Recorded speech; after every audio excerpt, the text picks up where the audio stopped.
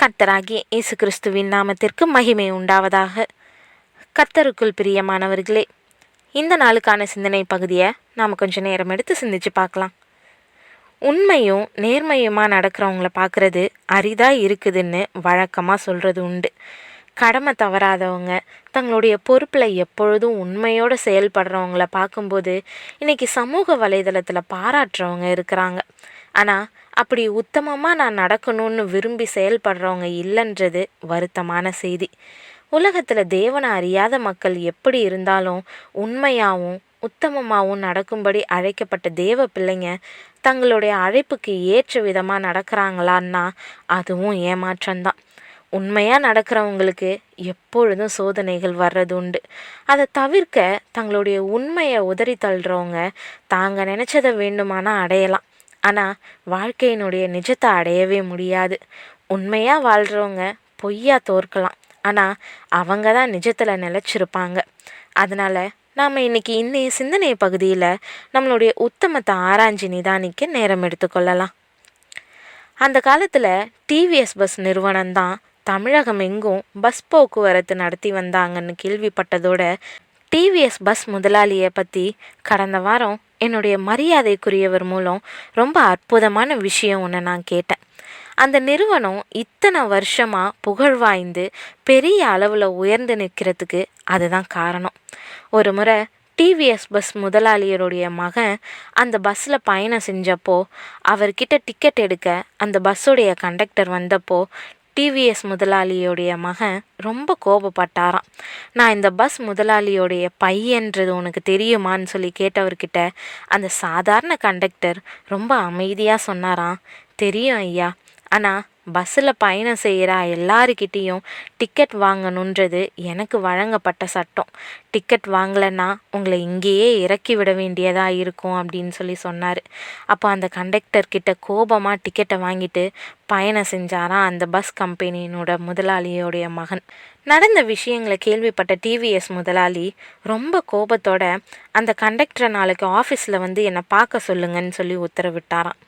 அன்றைக்கி நைட்டு ரொம்ப கவலையோடு வீட்டுக்கு வந்த அந்த கண்டக்டர் தன்னுடைய ஏழை தாயினுடைய மடியில் தலை சாஞ்சிக்கிட்டு நாளையிலேருந்து எனக்கு இந்த வேலையும் போயிடும்னு சொல்லி சொன்னாராம்.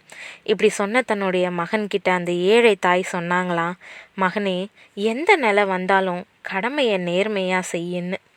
மறுநாள் ரொம்ப பயத்தோட முதலாளியோடைய ரூமுக்கு போனவரை ரொம்ப அன்பாக தன்னோட அணைச்சிக்கிட்ட டிவிஎஸ் முதலாளி, இன்னையிலேருந்து என்னுடைய பஸ் கம்பெனியினுடைய செக்கிங் இன்ஸ்பெக்டராக உன்னை நான் நியமிக்கிறேன்.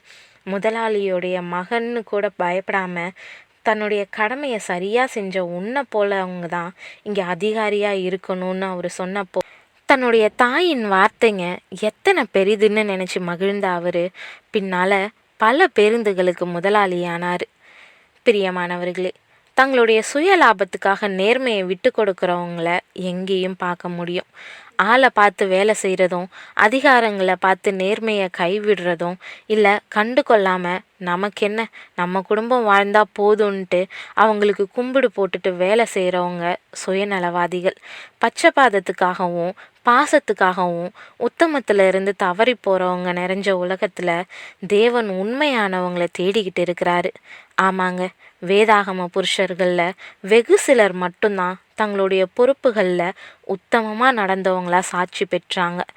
சொல்லப்பட போகிற காரியங்களுக்கு சாட்சியாக மோசே பணிவிடைக்காரனாய் அவருடைய வீட்டில் எங்கும் உண்மையுள்ளவனாய் இருந்தான்னு எபிரேயர் 3வது அதிகாரத்தில் 5வது வசனத்தில் நாம் வாசிக்கிறோம்.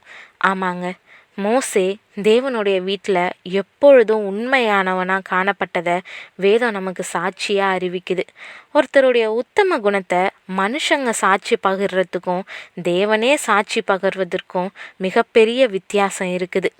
நாத்தான்வேல் ஆண்டவராகிய இயேசுவினிடத்தில் வரும்போது இதோ கபடற்ற உத்தம இஸ்ரவேலன்னு ஆண்டவரே சாட்சி கொடுத்தது நம்ம எல்லாருக்கும் தெரியும். மனுஷங்க மேலான செயலை பார்த்து சாட்சி கொடுக்கலாம், ஆனால் தேவன் மட்டுமே இருதயத்தை அறிஞ்சு வச்சிருக்கிறாரு. அதனால் தேவனுடைய சாட்சி உண்மையானது, சரியானது. ஒரு சிலர் நம்மளுடைய வெளிவேஷத்தை பார்த்து நாம் உத்தமர்கள்னு சொல்லிடலாம், ஆனால் நம்ம நிஜத்தில் யாருன்றது அவங்களுக்கு தெரியாது. அதனால் இன்னைக்கு நாம் எப்படியாப்பட்ட உண்மையானவர்கள் அப்படின்றத நிதானிப்போம். கர்த்தர் முன்பதா எல்லாம் வெளியரங்கமாக இருக்குது. அவரிடத்துல நாம் எதையும் மறைக்க முடியாது. உத்தமர்களுக்கு அவர் எப்பொழுதும் பக்கத்துணையாக இருக்கிறாரு. தங்களுடைய கடமையை நேர்மையாக செய்கிறவங்க கெட்டு போனதா வரலாறுகள் இல்லை. உழைப்போம் நேர்மையாக, பிறர் பொருளுக்கு ஆசைப்படாமல், கடமையை துணிவோடு செய்வோம், பாரபட்சம் இல்லாமல். உத்தமமும் உண்மையுமா நடந்தவங்களே அவருடைய இளைப்பாறுதலில் பிரவேசிப்பாங்கன்றதை உணர்ந்து இன்றைக்கே நாம் உண்மையாக செயல்பட ஒப்பு கொடுப்போம். கிரீடத்தை அவர்கிட்ட இருந்து பெற்றுக்கொள்ள பாத்திரராக இருப்போம். தேவன் தாமே கிருபையும் தயையும் செய்வாராக. ஆமீன்.